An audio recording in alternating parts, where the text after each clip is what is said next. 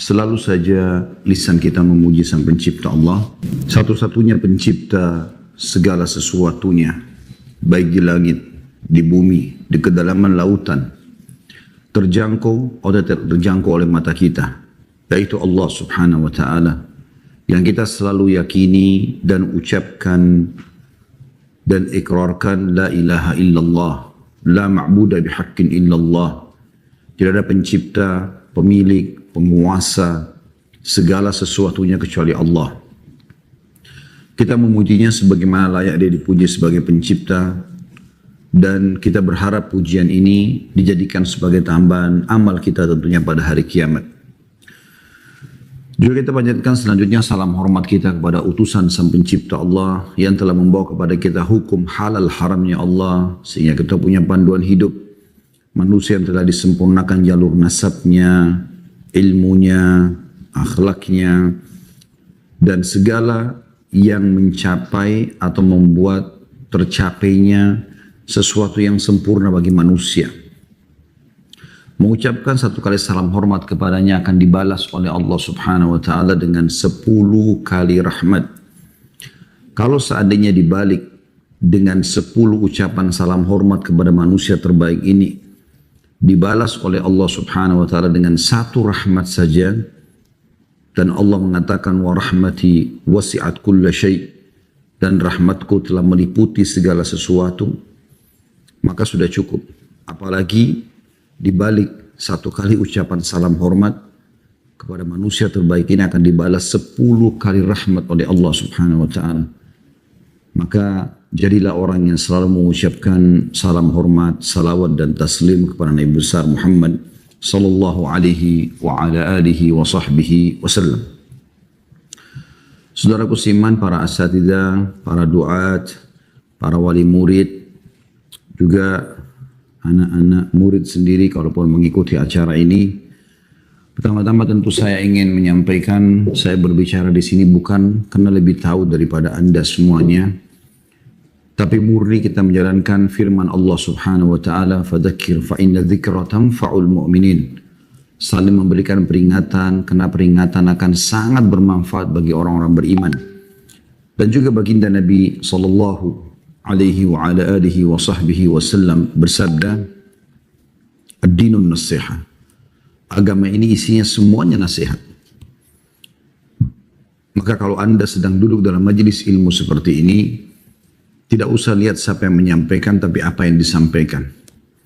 Kalau yang disampaikan qala Allah, qala Rasul, lalu dijabarkan firman Allah Subhanahu wa Ta'ala dan juga sabda Nabi SAW, dinukil dari para salafus salih, dari sahabat ridwanullah alaihim, lalu turun-temurun kepada tabi'in, tabi'in, dan seterusnya, orang-orang yang menukil dari mereka, maka kita terima dan kita amalkan. Dan ini teman-teman sekalian, sebuah karunia yang luar biasa kalau Allah masih memberikan kesempatan kepada kita untuk bisa menuntut ilmu. Kita berbagi, saling menasehati, saling memberi masukan, saling mengingatkan. Mungkin apa yang kita sampaikan atau disampaikan oleh para asatidzah kita, mungkin sudah sering kita dengar, tapi subhanallah ada saja kadang-kadang dalil yang mungkin awal kita dengarkan atau di pertama kali kita mendengarnya, yang kedua kali, yang ketiga kali kita belum mengamalkan. Mungkin yang keempat kali, yang kelima kali, barulah hati kita tersentuh untuk mengamalkan. Oleh karena itu mengulang-ulangi ilmu adalah sesuatu yang besar sekali manfaatnya. Mempelajari ilmu adalah hal yang penting, mengulang-ulanginya hal yang lebih penting lagi. Makanya kita disuruh oleh Allah Subhanahu wa Ta'ala mengulang-ulangi bacaan Al-Quran, mengkhatamnya diulangi lagi, mengkhatamnya diulangi lagi. Begitu juga kita pada saat mau makan, setiap kali mau makan baca bismillah. Kenapa kita enggak sekali saja baca bismillah seumur hidup? Kenapa setiap kali mau tidur ada baca doa? Kenapa setiap kali bangun tidur ada doa? Kenapa setiap kali masuk kamar mandi ada doa? Kenapa setiap kali keluar ada doa? Dan itu terulang dalam satu hari pun kita mengulangi beberapa kali kegiatan tersebut, maka doanya juga terulang beberapa kali. Semua ini menandakan pengulangan itu adalah sesuatu yang sangat penting. Teman-teman sekalian, bahasan ini bukan bahasan yang asing bagi kita semuanya, tetapi kita coba Semoga saja mungkin ada hal-hal yang baru yang bisa kita dapatkan, atau mungkin paling tidak tadi saya katakan kita seperti mengulangi kembali di antara dalil-dalil yang kita mungkin pernah pelajari namun belum kita amalkan. Kalaupun sudah kita amalkan, alhamdulillah kita minimal mendapatkan keutamaan majelis ilmu. Teman-teman sekalian, menuntut ilmu agama adalah sebuah kewajiban bagi setiap muslim dan muslimah. Tidak ada pilihan bagi mereka. Bahkan ulama mengatakan menuntut ilmu agama ini lebih dibutuhkan daripada makanan bagi seseorang yang sedang lapar, minuman bagi seseorang yang sedang haus, tempat tidur bagi seseorang yang sedang letih dan butuh istirahat. Karena ilmu agama akan memandu dia mana makanan, mana minuman, mana tempat tidur yang boleh dia nikmati dan mana yang tidak boleh dia nikmati. Selama halal boleh, selama haram tidak boleh. Jadi ilmu agama ini adalah sesuatu yang sangat dibutuhkan.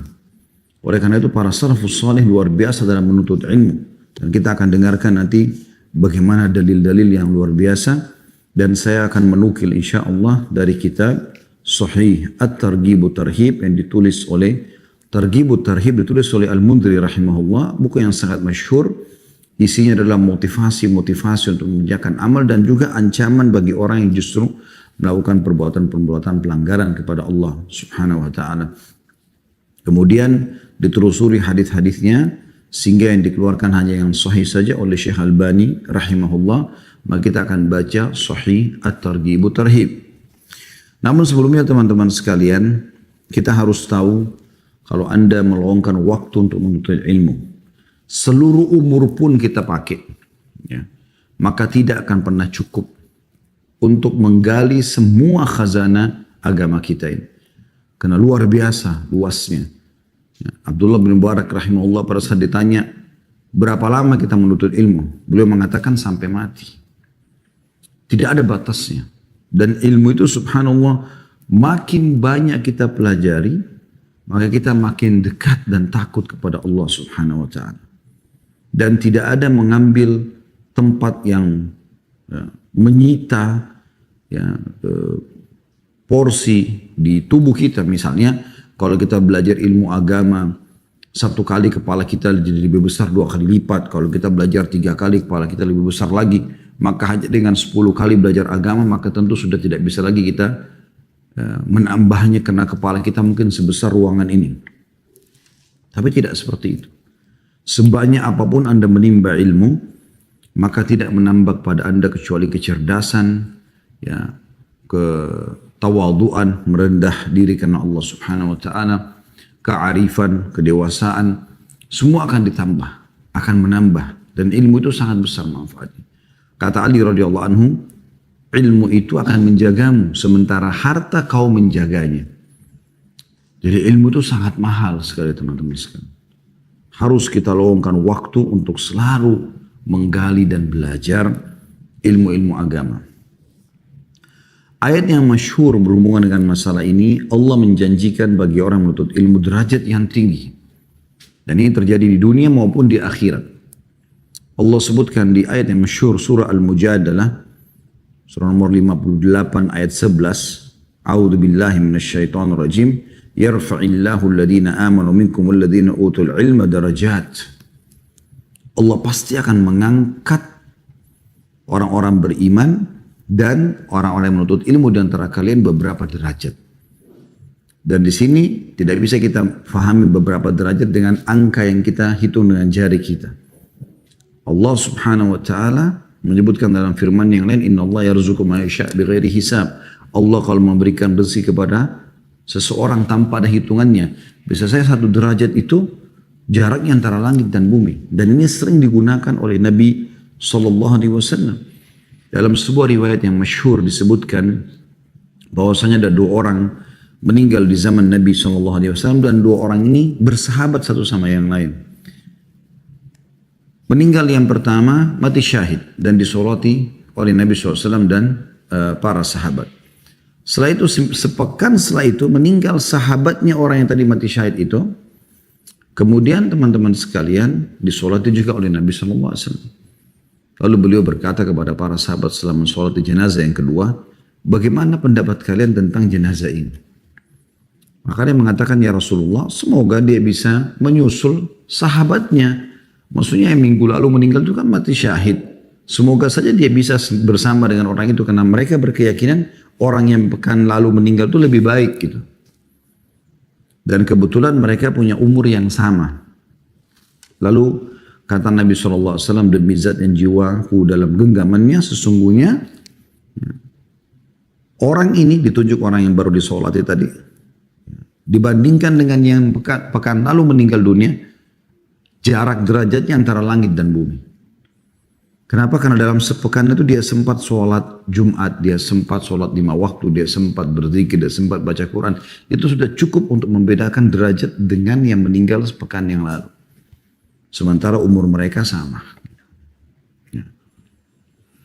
Teman-teman sekalian, Allah subhanahu wa ta'ala menyebutkan banyak sekali dalil-dalil, tapi kita akan fokus lebih banyak membacakan dari hadis-hadis Nabi SAW, maksudnya dalam melalui lisan Nabi Muhammad SAW tentang masalah indahnya menuntut ilmu ini.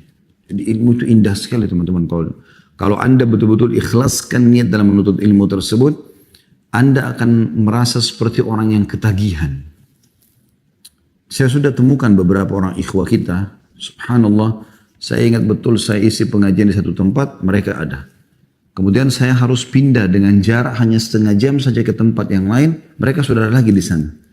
Dalam satu hari sebelum pandemi bisa 4-5 kali taklim, maka mereka bisa menghadiri semuanya. Karena mereka sudah merasa nyaman sekali dari ilmu ke ilmu dan rasanya tidak pernah cukup untuk belajar. Dan memang begitu sifat orang mukmin. Dia akan terus mengejar ilmu.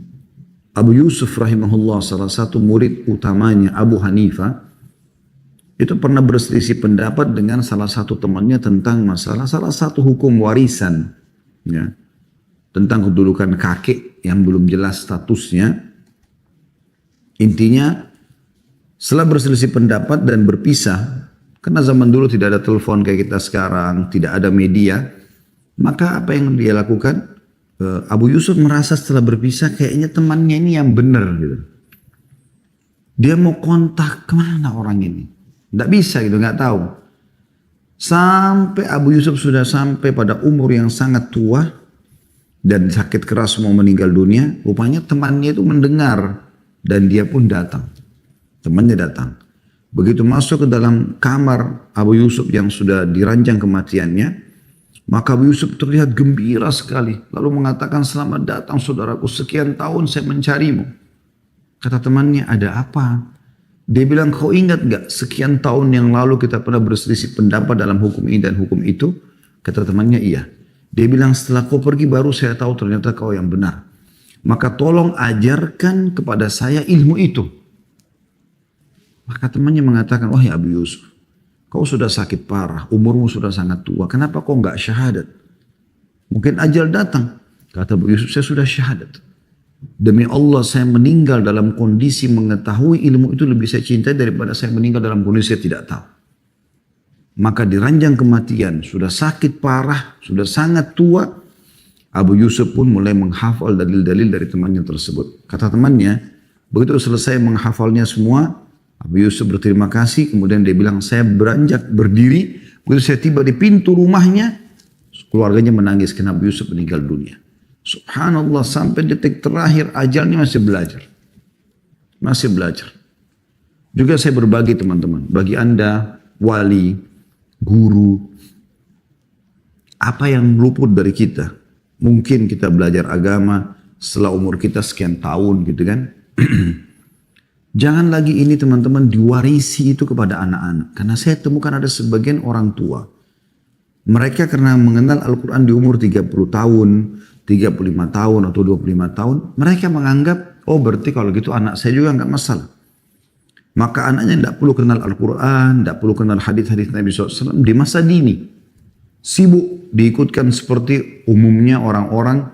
Anaknya cuma hafal pemain bola ini, pemain bola itu, artis ini, artis itu. Tokoh-tokoh kartun yang tidak jelas gitu kan. ya Spiderman, ya Batman, ya segala macam yang tokoh-tokoh fiktif yang tidak ada. Kemudian dibiarkan. Karena dia berpikir dia ingin mewariskan seperti apa yang dia rasakan. Ada yang lebih parah daripada itu. Kadang-kadang ada yang dulu pacaran, naudzubillah sebelum menikah, kemudian hamil di luar nikah pun terus mereka menikah. Lalu dia berpikir, gak masalah anak saya juga seperti itu. Maka dia terus motivasinya dalam kemaksiatan. Ini keliru teman-teman sekalian. Harusnya kita sekarang menutupi kesalahan-kesalahan kita justru dengan meraih pahala dari anak-anak kita itu. Bagaimana kita cetak mereka, kader mereka menjadi ya, generasi umat yang rabbani, yang betul-betul mengenal Tuhannya, dan akhirnya kita bisa menutupi kekurangan-kekurangan atau celah-celah kesalahan kita di masa lalu melalui anak-anak ini. Kalau perlu umur 6 tahun, 10 tahun mereka sudah hafal 30 juz Al-Quran. Dan ingat teman-teman, jangan pernah menjadikan tolok ukur kemampuan anak-anak dengan tolok ukur kemampuan kita. Menurut saya begini, pernah ada satu lembaga sunnah juga datang kepada saya lalu mengatakan, Ustaz, kami mau minta saran. Kami rencana SD yang kami buka ini per tahunnya akan ada hafalan wajib bagi siswa dan siswi 5 juz. Maka dalam 6 tahun tamat SD mereka sudah hafal 30 juz. Artinya targetnya umur 12 tahun hafal 30 juz. Terus saya bilang, bagus sekali. Masya Allah, sebuah prestasi yang bagus. Kemudian dia mengatakan, tapi kira-kira Ustaz, apakah siswa-siswa kami mampu? Saya langsung subhanallah timpali masalah, saya mengatakan, itulah permasalahan kita teman-teman sekalian. Ikhwas sekalian, permasalahan kita itu. Kita selalu menjadikan tolak ukur kemampuan anak-anak dengan kemampuan kita. Cobakan saja kepada mereka. Dan dalam 1 tahun 5 juz bukan hal yang berat. Dan anak-anak itu potensinya besar sekali. Kalau kita tidak alihkan kepada hafalan Quran, hafalan hadis, ilmu-ilmu agama, maka mereka akan lari kepada yang lainnya. Mereka beda dengan kita. Kita masih mengenal kata capek. Anak-anak kadang-kadang tidak mengenal kata capek selama mereka senang dengan itu. Kenapa kita nggak maksimalkan? Kalau perlu dalam 1 tahun mereka sudah bisa hafal 30 juz. Cari metodenya, diskusi sama orang-orang ahlinya. Harusnya seperti itu. Baik teman-teman, mari kita renungi bersama-sama indahnya menuntut ilmu ini dengan keutamaan-keutamaan yang dijanjikan. Dan ini juga poin penting teman-teman sekalian. Kalau Anda ingin mengerjakan sebuah perbuatan kebaikan, apapun sifatnya, perintah dalam agama, mau sholat, mau puasa, mau sedekah, mau haji umrah, mau bakti sama orang tua, mau silaturahim keluarga, mau zikir, mau berdoa, mau baca Quran, apa saja. Maka saran kami, sebelum melakukan semua itu, baca janji Allah di ibadah itu. Yang biasa bahasa ceramahnya, fadilah. Karena fadilah atau janji Allah di situ pasti semua isinya motivasi. Akan dapat ini, akan dapat itu. Maka dengan kita faham akan dapat apa dengan mengerjakan ibadah itu, kita akan lebih termotivasi untuk mengerjakannya. Ya. Begitu juga kalau ada seseorang, naudzubillah, yang terbiasa dengan satu kesalahan atau pelanggaran-pelanggaran agama, maka bagaimana caranya untuk meninggalkannya? Sederhana, baca ancaman Allah di situ. Misalnya riba. Sekarang Google bisa kita ketik setiap saat, tinggal ancaman riba. Akan keluar banyak artikel. Di YouTube akan keluar banyak ceramah para asatidzah kita yang mengingatkan masalah itu. Coba nanti wahyu itu berbicara dengan hati manusia. Kita akan, oh ternyata saya dihukum begini. Kita akan tinggalkan dosa itu. Maka ini kurang lebih 2 sayap yang harusnya kita punya. Baca keutamaan amal yang kita ingin kerjakan, baca juga ancaman kalau kita melakukan perbuatan dosa, gitu ya.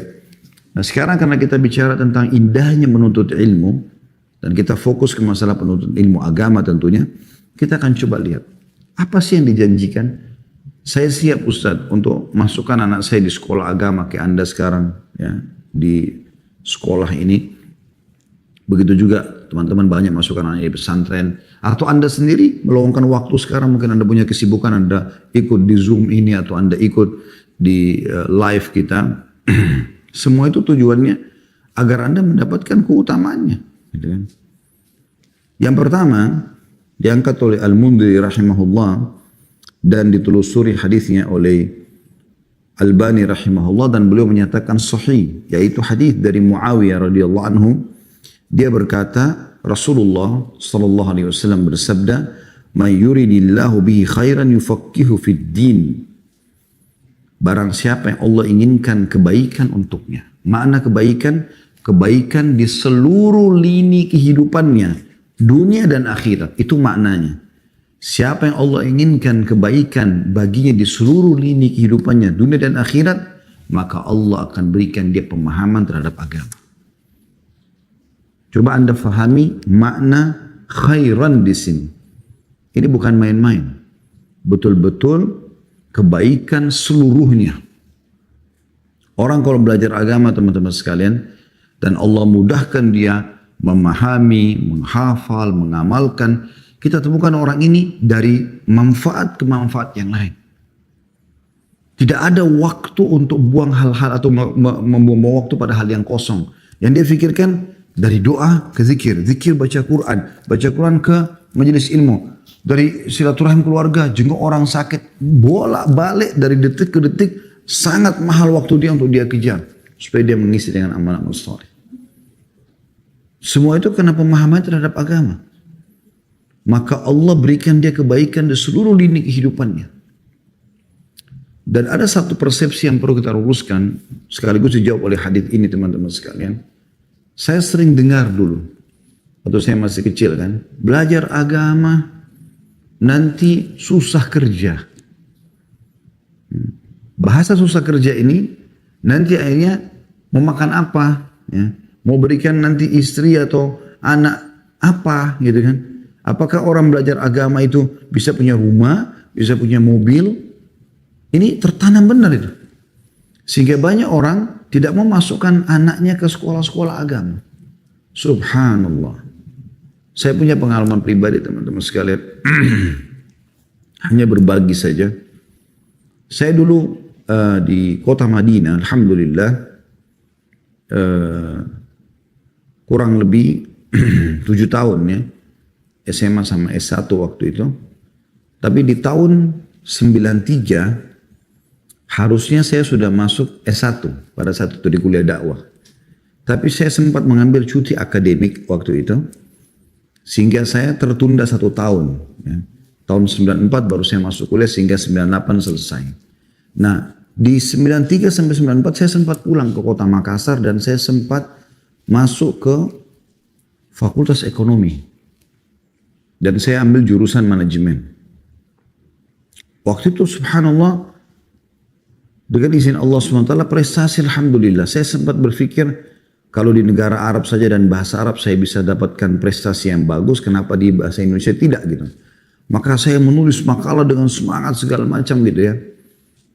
Subhanallah berjalan beberapa bulan sampai datang panggilan kami kembali untuk kuliah ke Madinah.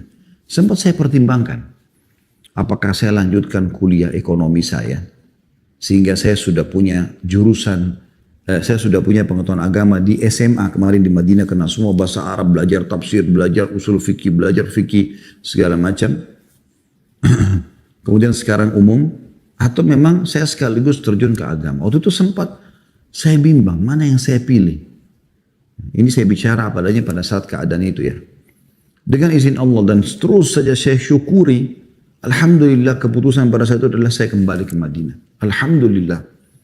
Sehingga akhirnya saya kembali dan saya belajar ilmu agama lebih dalam. Itu pun masih sangat haus, masih sangat kurang. Saya merasa seperti sangat kurang sekali dimiliki. Setelah belajar selesai alhamdulillah saya terus syukuri. Ternyata belajar agama itu alhamdulillah. Punya kesempatan sholat di Masjid Nabawi. Punya kesempatan hafal berapa juz Al-Quran. Punya kesempatan belajar di hadis-hadis. Punya kesempatan ketemu dengan para ulama. Majelis mereka dan segala macam hal. Andai saja saya pada saat itu melanjutkan kuliah ekonomi dan saya lulus S1 misalnya, maka saya mungkin jadi pegawai di sebuah perusahaan yang umumnya seperti teman-teman tamat gitu. Dan saya ingin berbagi alhamdulillah justru saya dengan jurusan agama teman-teman sekalian, saya pulang, saya tinggal mendalami beberapa hal yang saya perlukan seperti misalnya bahasa Inggris, saya tinggal ambil kursus, bayar, selesai. Masalah manajemen sendiri saya lanjutkan pada saat itu. Bahkan di S2 saya sempat masuk di manajemen pendidikan. Kemudian saya coba dalami, alhamdulillah bisa selesai. Kemudian juga yang lainnya, ya, apa saja yang perlu kita dalami sekarang bisa kita kursuskan dan semua bisa kita dapatkan. Dan alhamdulillah bifadlillah azza wa jal, ya, yang telah membukakan buat kami, akhirnya kami punya perusahaan, punya banyak, dan sekarang tidak kurang dari 115 sampai 117 orang pegawai yang bisa bersama kami. Saya sempat berpikir pada saat itu, bahwasanya kalau saya melanjutkan mungkin jurusan ekonomi itu belum tentu seperti ini keadaannya, tapi Allah menginginkan kebaikan. Maka setiap lini kehidupan kita diberkahi oleh Allah Subhanahu wa taala. Ini salah satu contoh saja, ya. Dan ini tentu tidak ada hubungannya sama ingin sombongkan diri, sama sekali tidak. Hanya ingin berbagi, teman-teman, karena pengalaman itu sangat mahal. Di dalam hadis yang lain, Nabi SAW bersabda, dan ini juga sama, hadis diriwayatkan Tabarani tapi sanadnya hasan di ghairihi. Hasan karena dikuatkan dengan riwayat yang lain, kalau tadi sebelumnya sahih. Kata baginda Nabi SAW, ya ayuhan nas, hai sekalian manusia, innamal ilmu bitta'allum. Ketahuilah ilmu itu dengan cara belajar. Gak ada orang tanpa belajar langsung pintar, gitu kan. Wal fiqhu bittafaqquh. Begitu juga dengan menjadi ahli fikih, memahami hukum-hukum agama, mana halal, mana haram, dengan mendalaminya, memahaminya. Karena makna fikih adalah faham, gitu kan? Wa may yuridillahu bihi khairan yufaqihu fid din, dan ketahuilah siapa yang Allah inginkan kebaikan baginya, maka Allah akan memberikan dia pemahaman, ya, dalam agama. Lalu beliau mentilawakan firman Allah SWT dalam surah Fatir ayat 28. A'udzu billahi minasyaitonir rajim. Innama yakhsyallaha min ibadihi ulama. Sesungguhnya yang takut kepada Allah, yang betul-betul mengenal Allah sebagai pencipta, yang hanya tunduk, cinta, memohon, ya, kepada Allah adalah hamba-hambanya dari kalangan ulama. Dan siapa ulama? Jamak daripada alim. Alim adalah para penuntut ilmu yang terus menggali ilmu sampai pada tingkat mereka menjadi seorang yang alim. Ya. Dalam hadis yang lain, tadi itu keutamaannya Allah memberikan kebaikan buat dia. Keutamaan yang kedua, teman-teman sekalian, adalah bagaimana Nabi SAW memastikan ilmu lebih afdal daripada ibadah. Walaupun ilmu sendiri menurut ilmu adalah ibadah. Dari Hudzaifah bin Yaman radhiyallahu anhu, dia berkata, Rasulullah SAW bersabda dalam hadis sahih di ghairihi, fadlul ilmi khairun min fadlil ibadah wa khairu dinakumul wara'. Artinya, keutamaan ilmu lebih baik daripada keutamaan ibadah. Dan sebaik-baik agama kalian adalah sifat wara'. Sifat betul-betul menjaga kehormatan hubungannya dengan Allah Subhanahu wa ta'ala. Saya kasih contoh, Imam Ahmad rahimahullah pernah meninggalkan teman-teman sholat malam semalam suntuk tahajud hanya karena sibuk, ya, mengeluarkan faedah-faedah dari hadis yang beliau tidak ingin pecah konsentrasi. Dan pada saat ditanya beliau mengatakan menuntut ilmu lebih afdal daripada sholat malam. Itu yang dimaksudkan. Jadi bukan di sini dimaksudkan adalah ilmu-ilmu wajib kayak misalnya sholat 5 waktu, bukan itu yang dimaksud, tapi ibadah sunnah yang dimaksudkan. Maka ilmu jauh lebih baik, lebih besar manfaatnya. Seperti itu kurang lebih gambarannya. Jadi bagaimana mereka memahami masalah itu. Begitu juga keutamaan yang ketiga, teman-teman sekalian, adalah Anda kalau menuntut ilmu, Anda akan dipandu berada di sebuah rel jalanan menuju ke surga. Tidak ada keraguan dalam masalah itu. Dalam sebuah hadis yang sahih dari Abu Hurairah radhiyallahu anhu, beliau berkata bahwasanya Rasulullah sallallahu alaihi wasallam bersabda, "Man naffasa an mu'minin kurbatan min kurabid dunya, naffasallahu anhu kurbatan min kurabi yaumil qiyamah." Barang siapa yang menghilangkan dari seorang mukmin satu kesulitan dari kesulitan-kesulitan dunia, apa saja, niscaya Allah akan menghilangkan darinya satu kesulitan dari kesulitan-kesulitan hari kiamat. Lalu kata Nabi SAW, "Man satara musliman satarahullah fid dunya wal akhirah." Siapa yang menutupi aib seorang muslim maka Allah pun akan menutupi aibnya di dunia dan di akhirat. Wa man yassara ala mu'sirin yassarallahu alaihi fid dunya wal akhirah. Dan barang siapa yang memudahkan orang yang sedang kesulitan, ya, di sini bisa bermakna adalah terlilit utang. Niscaya Allah akan memudahkan untuknya di dunia dan di akhirat. Wallahu fi auni al-'abdi ma kana al-'abdu fi auni akhi. Allah selalu menolong seorang hamba selama dia juga selalu menolong saudaranya. Kemudian kata Nabi SAW, ini jadi saksi bahasan kita, wa man salaka tariqan yaltamisu fi ilman sahhalallahu lahu bihi tariqan ilal jannah.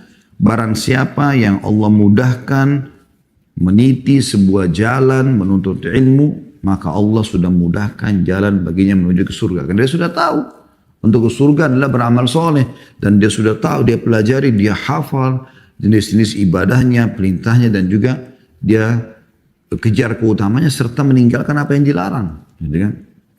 Kemudian kata Nabi SAW, وَمَا اجْتَمَعَ قَوْمٌ فِي بَيْتٍ مِّن بُيُوتِ اللَّهِ يَتْلُونَ كِتَابَ اللَّهِ وَيَتَدَارَسُونَهُ بَيْنَهُمْ إِلَّا حَفَّتْهُمُ الْمَلَائِكَةُ وَنَزَلَتْ عَلَيْهِمُ السَّكِينَةُ وَغَشِيَتْهُمُ الرَّحْمَةُ وَذَكَرَهُمُ اللَّهُ فِي مَنْ عِنْدَهُ وَمَنْ بَتَّعَ بِهِ عَمَلُهُ لَمْ يُسْرِعْ بِهِ نَسَبُهُ. Kata Nabi SAW, barang siapa atau tidaklah satu kaum berkumpul di salah satu rumah Allah, masjid, mereka membaca kitabullah, Al-Quran, dan mengkajinya, ya, membedah makna ayatnya, ya, terjemahannya kalau kita di Indonesia juga, sebab turunnya, mengorek hukum-hukumnya, gitu kan. Di antara mereka, melainkan para malaikat meliputi mereka, melindungi mereka.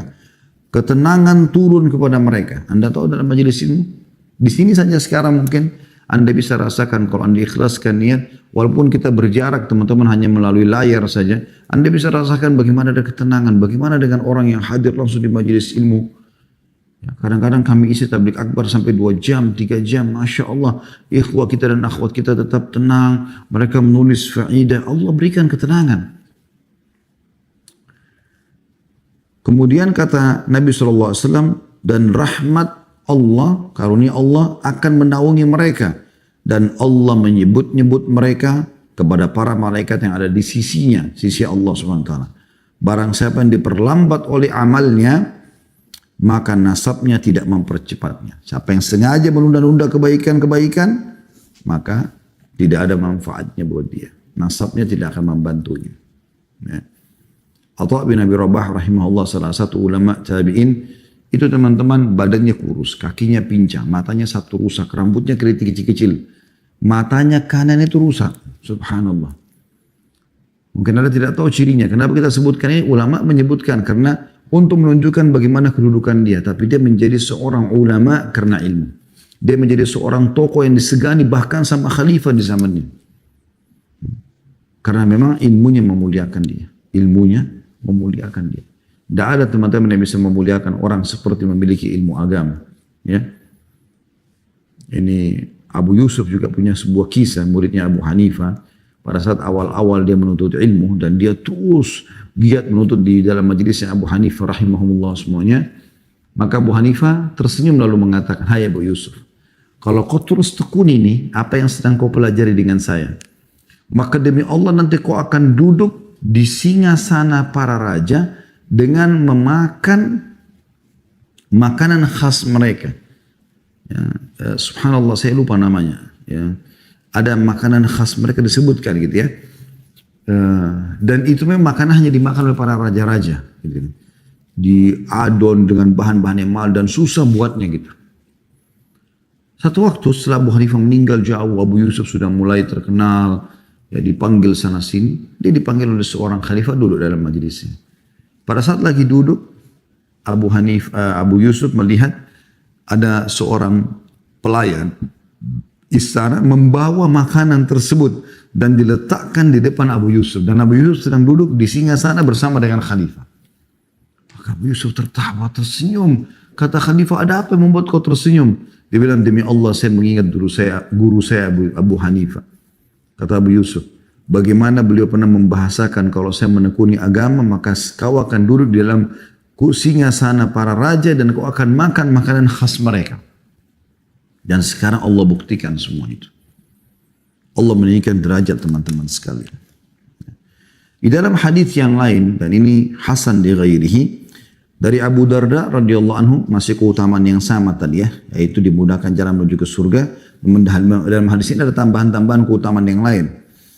Aku mendengarkan Rasulullah SAW bersabda, "Man salaka tariqan yaltamisu fi ilman sahalallahu lahu tariqan ilal jannah." Barang siapa yang meniti jalan menuntut ilmu agama, maka Allah akan mudahkan jalannya menuju ke surga. Wa innal malaikata la tadau ajnihataha li talibil ilmi ridan bima yasna'. Dan sesungguhnya para malaikat menebahkan sayap-sayap mereka untuk melindungi para penuntut ilmu karena ridho dengan apa yang mereka lakukan. Wa innal alima la yastaghfiru lahu man fis samawati wa man fil ard hatta al-hitanu fil ma'. Ini keutamaan tambahan yang luar biasa teman-teman. Saya kalau merenungi ini semangat lagi, lebih semangat lagi untuk terus menuntut ilmu, dan tidak ada kata terlambat dan tidak ada kata cukup. Kata Nabi SAW, dan sungguhnya seorang yang alim itu, dan kita tidak mungkin jadi alim tanpa belajar, akan dimohon ampunkan oleh semua yang di langit. Apapun sifatnya itu kita tidak tahu. Malaikat-malaikat, bintang-bintang, segala macam. Ya. Dan semua yang di bumi. Sampai ikan-ikan yang ada di air. Semua memohon ampun buat seorang alim. Wa fadlul alimi ala al-abidi ka fadlil qamari ala sa'iril kawakib. Dan perumpamaan atau perbedaan keutamaan seorang alim dibandingkan abid. Abid suka ibadah tapi nggak ada ilmunya gitu kan. Seperti perbedaan antara bulan yang sangat terang dengan bintang-bintang yang kecil kelihatan kecil-kecil itu. Walaupun ada cahaya tapi jauh. Wa innal ulama'a warathatul anbiya. Dan ketahuilah bahwasanya nabi-nabi adalah ulama adalah pewaris para nabi. Kalau kayak kita zaman sekarang sudah tidak ada Nabi Muhammad SAW. Maka bagaimana caranya kita supaya bisa merasakan kehangatan agama ini, kehangatan wahyu ini, duduk dengan para ulama. Karena mereka pewarisnya. Innal anbiya'a lam yuwarithu dinaran wala dirhama. Dan ketahuilah para nabi-nabi tidak pernah mewariskan dinar dan dirham. Bukan uang yang diwariskan. Innama warrathul ilm. Tapi mereka mewariskan ilmu. Faman akhadahu akhadha bihadzin wafir. Siapa yang mengambil itu, maka dia telah mengambil bagian yang paling banyak dalam hidupnya. Hadis ini menggabungkan banyak sekali keutamaan. Ya. Kalau tadi sudah kita sebutkan keutamaan ya, yang ketiga, yaitu tentang masalah dimudahkan jalan menuju ke surga, maka dalam hadis ini kita bisa keluarkan keutamaan yang keempat, bahwasanya mereka dilindungi oleh para malaikat. Keutamaan kelima, dimohon ampunkan oleh seluruh yang di langit dan di bumi sampai ikan-ikan dalam air. Riwayat lain, sampai semut yang ada di lubangnya dan ikan-ikan yang ada di lautan. Kemudian keutamaan yang selanjutnya adalah perbedaan antara seorang alim sama abid, ya, seperti bulan dibandingkan bintang-bintang yang lainnya. Dan yang terakhir kita ambil adalah bagaimana mereka pewaris para nabi-nabi. Itu luar biasa, keutamaan yang luar biasa. Jadi kita bisa bilang keutamaannya yang keempat tadi menuju ke surga, yang ketiga ya. Kemudian yang keempat adalah mereka dilindungi oleh malaikat. Yang kelima dimohon ampunkan oleh seluruh yang di langit dan di bumi. Yang keenam adalah mereka perbedaannya dengan abid adalah seperti bulan dibandingkan bintang-bintang lain. Ya. Yang ketujuh adalah mereka pewaris para nabi. Dan ini luar biasa gitu. Makanya Nabi SAW itu sangat gembira. Kalau ada para penuntut ilmu datang, maka belum menyambut luar biasa. Dalam sebuah riwayat disebutkan, riwayat Hasan, dari Safwan bin Assal al-Muradi, radhiyallahu anhu, dia mengatakan, Ataitu Nabiya sallallahu alaihi wasallam wa huwa fil masjidi muttaki'un ala burdin lahu ahmar. Aku pernah mendatangi Nabi SAW, beliau sedang berbahan di masjid dengan menggunakan jubah yang berwarna merah. Faqultu lahu ya Rasulullah inni jitu atlubul ilm. Maka aku pun berkata, wahai utusan Allah, aku datang khusus untuk menuntut ilmu. Ya. Faqala marhaban bitalibil ilm. Maka beliau langsung mengatakan, selamat datang. Ya. Berita gembira buat para penuntut ilmu. Ya. Kemudian beliau mengatakan, inna talibal ilmi tahuffuhul malaika, dalam kurung, au tudhilluhu bi ajniyatiha. Ketahuilah para penuntut ilmu terus dilindungi oleh para malaikat dengan sayap-sayapnya. Thumma yarkabu ba'duhum ba'dan hatta yablughus sama'ad dunya min mahabbatihim lima yatlub. Kemudian kata beliau, sebagian dari mereka menaiki sebagian yang lain, malaikat-malaikat tersebut, ya. Sehingga mereka sampai di langit dunia karena kecintaan mereka terhadap apa yang sedang dituntut oleh penuntut ilmu itu. Dinukil sebuah kisah bahwasanya ada dulu orang yang mengolok-olok sebagian tabi'in menuntut ilmu, ya. Apa itu kata menuntut ilmu itu? Ya, dilindungi oleh malaikat, lalu kemudian dia sentak-sentakan kakinya ke tanah sambil seakan-akan mengolok-olok. Kalau malaikat itu dia injak-injak sayapnya, maka tiba-tiba orang itu pun lumpuh, ya. Tidak boleh diolok-olok. Kalau Anda tidak mau kerjakan itu urusan Anda pribadi, tapi tidak boleh seperti ini. Kemudian keutamaan yang bisa kita tambahkan di sini teman-teman sekalian, ya, yang ke-8 yang kita bahasakan, ya, yaitu hadis Hasan li ghairihi dari Anas radhiyallahu anhu, dia mengatakan Rasulullah SAW bersabda, sab'un yajri lil abdi ajruhum wa huwa fi qabrihi ba'da mauti. Ada 7 perkara pasti akan sampai kepada seseorang setelah dia mati di kuburnya. 7 perkara. Yang pertama disebutkan man 'allama ilman. Luar biasa, dari 7 perkara yang terus mengalir bagi seorang di kuburannya adalah siapa yang mengajarkan ilmu. Ajarkan, akhi. Sampaikan kepada orang-orang. Sampaikan minimal apa yang Anda ketahui. Tugas Anda, wahai para guru, para ustadz, ustadzah, ini mulia sekali Anda ajarkan kepada anak-anak itu. Anda sebagai wali atau orang tua, ajarkan anak-anak doa masuk kamar mandi, doa mau tidur, doa bangun tidur, doa mau makan. Lalu tidak butuh waktu yang lama. Saya kemarin lagi di mobil sama anak-anak dan istri keluar, ya. Baru kemarin gitu. Dan ada anak-anak saya masih kecil-kecil, masih 3 tahun, ada yang 4 tahun. Terus saya mengatakan, mereka minta dibelikan mainan, saya hubungkan, saya baik. Saya akan berikan abati, saya bilang, saya dipanggil abati. Abati akan belikan mainan, tapi dengan syarat. Kalian harus menghafal 4 hal ini. Yang pertama, saya mengatakan takbir. Dan itu adalah Allahu Akbar. Kemudian yang kedua, tahlil. Itu adalah la ilaha illallah. Dan yang ketiga, tasbih. Itu adalah subhanallah. Yang keempat, tahmid. Alhamdulillah. Siapa yang hafal ini akan dapat hadiah. Juga, ya, harus dihubungkan takbir kalau kita lagi mau semangat, Allahu Akbar, semangat. Kemudian la ilaha illallah kapan ada hal-hal yang sampai yang meragukan ketuhanan Allah Subhanahu wa taala, atau ada orang menyembah selain Allah. Misalnya ada orang mengatakan, ini saya jelaskan kepada anak-anak, ya.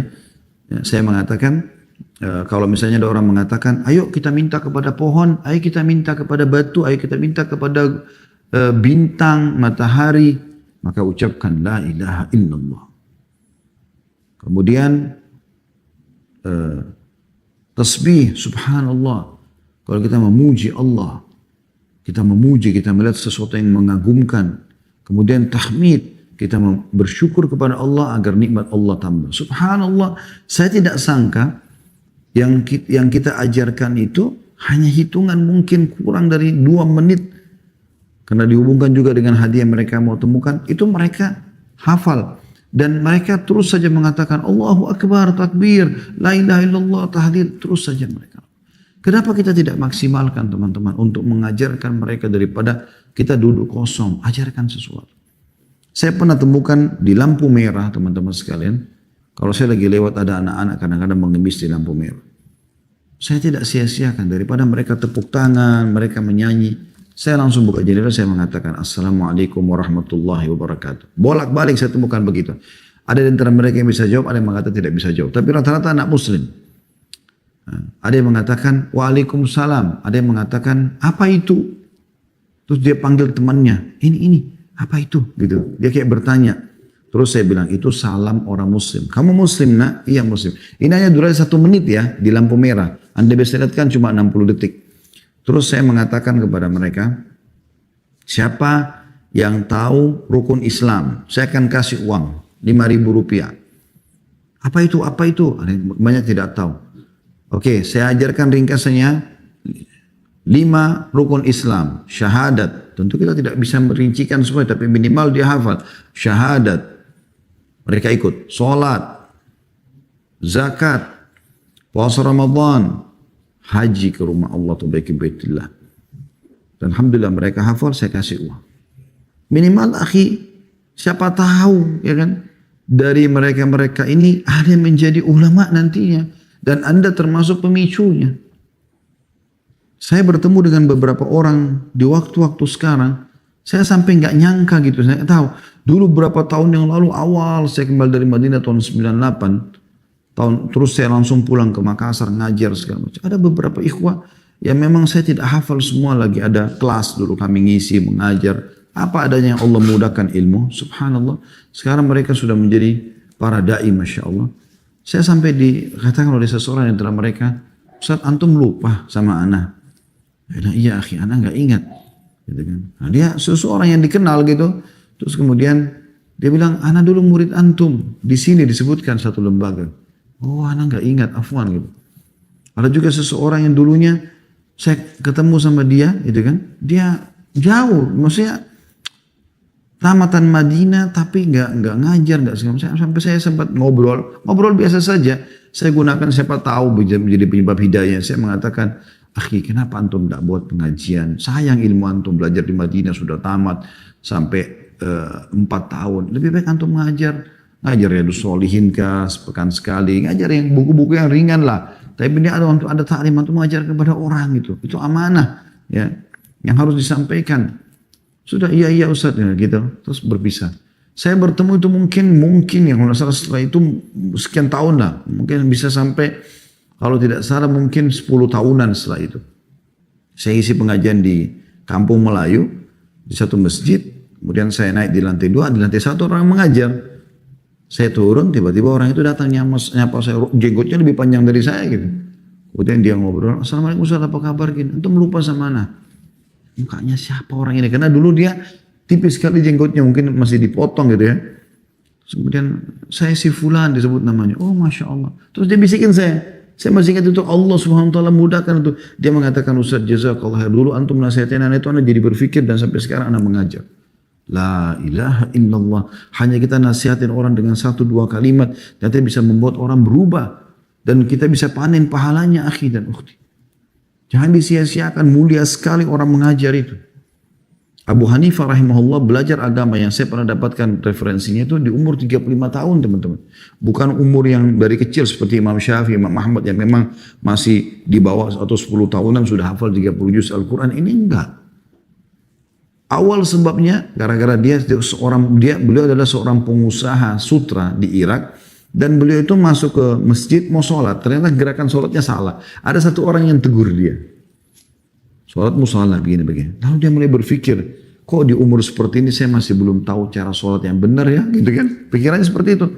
Subhanallah, akhirnya dia mulai perbaikin dan sampai menjadi ulama mazhab. Hampir seluruh teman-teman wilayah di Eropa, di India, ya, bahkan sebagian juga di Afrika, ya, itu menggunakan madhab Abu Hanifah, gitu kan. Yang saya tahu tuh Eropa itu, India itu banyak sekali menggunakan madhab beliau. Artinya jutaan orang menggunakan madhab tersebut. Berapa banyak paling dipandang oleh Abu Hanifah rahimahullah. Karena ajaran beliau, madhab beliau yang pendapat beliau yang dipegangi. Pertanyaan sederhana, pernah nggak orang yang mengingatkan Abu Hanifah tentang tata cara sholat yang salah tadi, kemudian akhirnya Abu Hanifah jadi malu dalam belajar agama, berpikir ini akan jadi ulama besar? Nggak pernah berpikir teman-teman.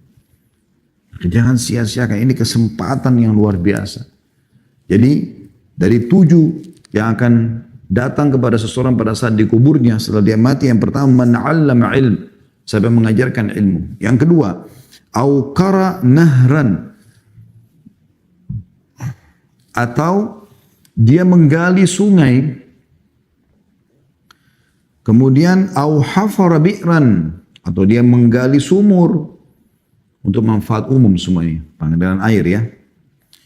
Au garasa nakhlan, atau dia menanam pohon kurma. Tentu boleh pohon-pohon yang lain yang bermanfaat juga Anda bisa, penghijauan ya. Kemudian au bana masjidan, atau dia membangun masjid. Au warratha mushafan, atau dia mewariskan mushaf. Dia bagi-bagikan Quran sehingga dipakai hafal, baca dan segala macam. Kemudian au taraka waladan yastaghfiru lahu ba'da mauti, atau dia meninggalkan anak yang terus memohon ampun untuknya setelah dia mati. Tentu ini butuh rincian teman-teman, panjang kalau kita merincikan. 7 ini mungkin satu pertemuan sendiri khusus, tapi kita sudah sebutkan saksi bahasan kita potongan pertama, yaitu masalah mengajarkan ilmu agama. Keutamaan yang luar biasa. Keutamaan selanjutnya teman-teman sekalian adalah hadis hasan dari Abu Hurairah radhiyallahu anhu, bahwasanya ia berkata, aku mendengar Rasulullah sallallahu alaihi wasallam bersabda, ad-dunya mal'una mal'unun ma fiha illa dzikrallahi wa ma walahu wa 'aliman wa muta'alliman. Dunia ini dilaknat ya. Dan apa yang terdapat padanya dilaknat karena banyak pelanggaran-pelanggaran agama maksudnya, kecuali zikir kepada Allah, mengingat Allah SWT, dan apa yang dia cintai, apa yang Allah SWT cintai, dan seorang alim dan juga muta'alim, orang penuntut ilmu. Ini yang aman dari semua itu. Kemudian teman-teman sekalian, keutamaan selanjutnya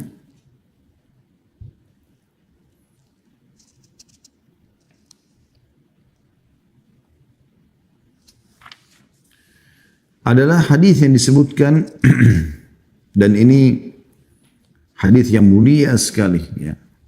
Hasan di ghairihi dari Abu Umamah al-Bahili radhiyallahu anhu, beliau mengatakan, dzukira li Rasulillah sallallahu alaihi wasallam rajulan. Telah disebutkan di hadapan Nabi sallallahu alaihi wasallam tentang 2 orang. Ahaduhuma 'abid, salah satunya ahli ibadah, wal akharu alim, yang satunya lagi seorang alim. Faqala alaihi afdalus salati wassalam, maka bersabdalah Nabi SAW, fadlul alimi ala al-abidi ka fadli ala adnakum. Ketahuilah perbedaan antara seorang yang alim, dia punya ilmu dan dia beramal, dengan abid, suka ibadah tapi nggak ada ilmunya. Maka seperti perbedaan antara aku terhadap orang yang paling bodoh di antara kalian. Ini luar biasa bagaimana Nabi SAW posisikan seorang alim seperti posisi beliau, dan abid yang suka ibadah itu seperti orang yang paling bodoh di sini. Kemudian thumma qala sallallahu alaihi wasallam, lalu Nabi SAW bersabda, inna Allah malaikatu wa ahli samawati wal aradin hatta namlata fi juhriha wa hatta al-huta la yusalluna ala muallimin nasil khair. Ketahuilah bahwasanya malaikat-malaikat, sesungguhnya Allah, ini saja sudah cukup. Allah Azza wa Jal pencipta sudah cukup kalau seandainya dia sampai memberikan kita karunia. Tapi kata Nabi SAW, sesungguhnya Allah, ya sudah cukup sebenarnya. Tapi ditambah lagi malaikat-malaikatnya. Perhatikan di sini bukan dikatakan satu malak misalnya, tapi jamak malaika. Seluruh malaikat yang miliaran jumlahnya. Bahkan kata Nabi SAW, seluruh penduduk langit dan bumi. Dan di sini digunakan jamak ahlas samawat, semua 7 lapis langit tersebut, wal aradin, dan lapisan tanah. Bukan ard saja tapi aradin, gitu kan.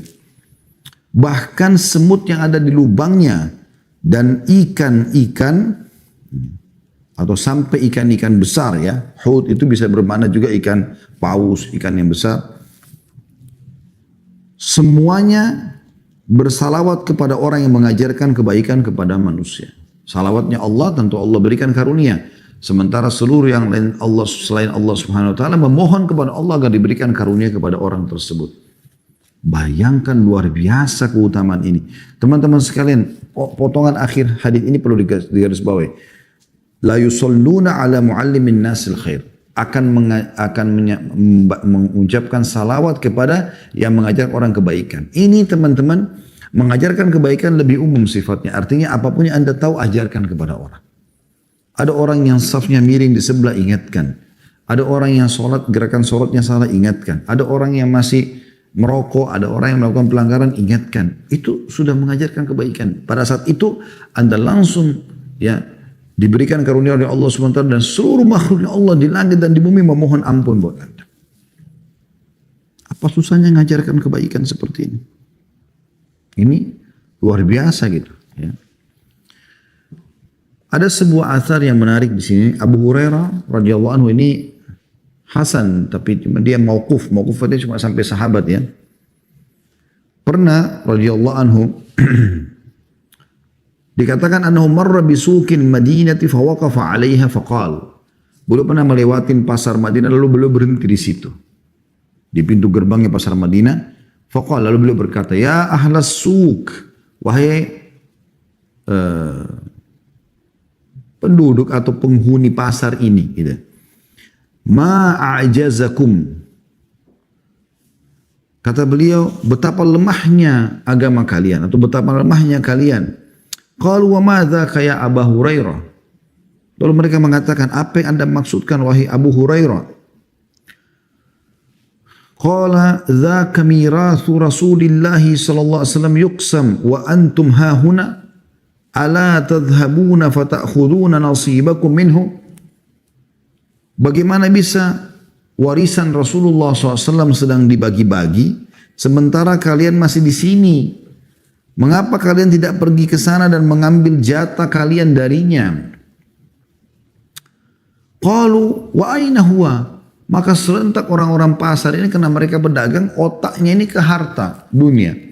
Tiba-tiba mereka merespon lalu mengatakan, di mana bagi-bagi harta warisannya Rasulullah itu?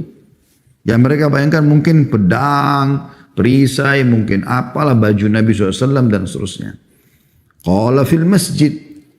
Kata Abu Hurairah, di masjidnya Nabi SAW. Fakharaju sira'an. Maka mereka pun meninggalkan pasar itu dengan berlomba-lomba. Ya. Wa waqafa Abu Hurairah lahum hatta raja'u. Abu Hurairah tunggu di pasar tersebut sampai mereka balik. Faqala lahum ma lakum. Maka Abu Hurairah bertanya pada mereka, ada apa dengan kalian? Faqalu ya Abu Hurairah, qad atayna al-masjid fadakhalna fihi falam nara fihi syai'an yuqsam. Mereka mengatakan, kami sudah pergi ke masjid wahai Abu Hurairah, kami enggak temukan ada sesuatu yang sedang dibagi-bagi. Faqala lahum Abu Hurairah, wa ma ra'aitum fil masjid ahada. Abu Hurairah mengatakan, apakah kalian tidak lihat siapapun di masjid? Siapapun yang sedang ada di masjid? Qalu bala. Mereka mengatakan, iya, kami lihat. Ra'aina qauman yusallun. Kami sempat melihat ada orang yang sedang solat. Wa qauman yaqra'una al-Qur'an. Ada kaum juga yang sedang membaca Al-Quran. Wa qauman yatadzakaruna al-halal wal haram. Ada kaum juga, kaum ini 3 orang ke atas ya, yang sedang duduk membicarakan tentang hukum halal haram. Faqala lahum Abu Hurairah, waihakum fadzaka mirathu Muhammadin sallallahu alaihi wasallam. Sungguh celaka kalian ini. Itulah warisan Nabi sallallahu alaihi wasallam. Itu yang kalian luputkan, sibuk dengan urusan dunia, sampai kalian lupa ini. Keutamaan teman-teman, mungkin saya akan sebutkan 2 keutamaan lagi, karena melihat waktu kita akan coba buka pertanyaan insyaAllah. Yaitu hadis Hasan Sahih dari Abu Umamah radhiyallahu anhu, dari Nabi SAW, beliau bersabda, dan kita berharap mudah-mudahan keutamaan hadis ini kita bisa dapatkan walaupun kita berjarak seperti ini. Karena keadaan ya, membuat akhirnya kita harus melalui media. Mudah-mudahan dengan niat innamal a'malu binniyat Allah berikan kita ini. Perhatikan, luar biasa teman-teman. Duduk sejenak, dengarin pengajian. Anda lagi sibuk pun, lagi aktivitas itu, tapi Anda coba dengarkan dengan niat supaya tidak kehilangan ilmu. Kata Nabi SAW, ya, man gada ilal masjidi la yuridu illa an yata'allama khairan au yu'allimahu kana lahu ka'ajri hajjin taman hajjatuhu. Barang siapa yang pergi ke masjid, dia tidak ingin kecuali belajar kebaikan atau mengajarkannya, belajar agama atau mengajarkan, maka dia meraih pahala seperti orang yang haji, di mana hajinya sempurna. Hajinya sempurna. Dan ini luar biasa ini, ya. Mendapatkan pahala haji, ya. Kemudian yang terakhir teman-teman sekalian adalah tentu banyak sekali keutamaannya. Kita kalau mau bahas bab ilmu ini luas sekali, tapi saya ingin menyampaikan beberapa karena waktu, jadi kita paskan insya Allah dengan ini, yaitu orang keutamaan yang terakhir, orang yang pergi menuntut ilmu adalah seperti mujahid di jalan Allah. Disebutkan dalam hadis sahih diriwayatkan dari Abu Hurairah radhiyallahu anhu, aku mendengarkan, dia mengatakan aku mendengarkan Rasulullah SAW bersabda, "Man ja'a masjidi hadza lam ya'tihi illa li khairin yata'allamuhu aw yu'allimuhu fahuwa bimanzilatil mujahidin fi sabilillah wa man ja'a li ghairi dhalika fahuwa bimanzilatir rajuli yanzuru ila mata'i ghairihi." Barang siapa datang ke masjidku ini, Nabi SAW waktu itu bersabda kepada para sahabat, makanya beliau sebutkan masjidnya. Tapi ini berlaku pada tempat manapun masjid yang kita menuntut ilmu. Dia tidak datang kecuali untuk belajar kebaikan atau mengajarkannya. Maka dia seperti mujahid di jalan Allah. Dan barang siapa yang datang untuk selain itu, maka dia seperti orang yang melihat harta orang lain. Saksi bahasan kita adalah, kalau orang datang niat menuntut ilmu, maka dia seperti mujahid. Mungkin di masa kita sekarang tidak semua titik ada jihad yang merupakan keutamaannya sangat besar, gitu kan. Sampai pernah ditanya kepada Nabi SAW, kira-kira amalan apa yang bisa menyamai pahala jihad? Beliau mengatakan, saya tidak temukan, gitu kan. Ya, ada tentu riwayat itu cukup panjang, tapi itu contohnya. Kemudian kita bisa dapatkan ternyata itu dengan menuntut ilmu. Bahkan ada sebagian ulama dinukil dari mereka yang mengatakan oretan tinta tulisan ulama itu lebih afdal daripada darahnya para syuhada. Dalam hadis yang lain Hasan di ghairihi dari Anas radhiyallahu anhu, beliau mengatakan bahwasanya Rasulullah SAW bersabda, "Man kharaja fi talabil ilm kana fi sabilillah hatta yarji'." Barang siapa yang keluar untuk mencari ilmu, maka dia berada di jalan Allah, ya, seperti mujahid, ya, sampai dia pulang. Hadis riwayat Tirmidzi. Dan itu teman-teman sebagaimana saya bahasakan, banyak sekali, ya, dalil-dalil tentang keutamaan ilmu ini. Bahkan Al-Mundhiri menyebutkan panjang lebar ya masalah ini. Ya, dalam Kitabul Ilm ini panjang sekali. Beliau beberapa bab membahas masalah itu. Tapi mudah-mudahan apa yang kita sampaikan tadi sudah mewakili insya Allah.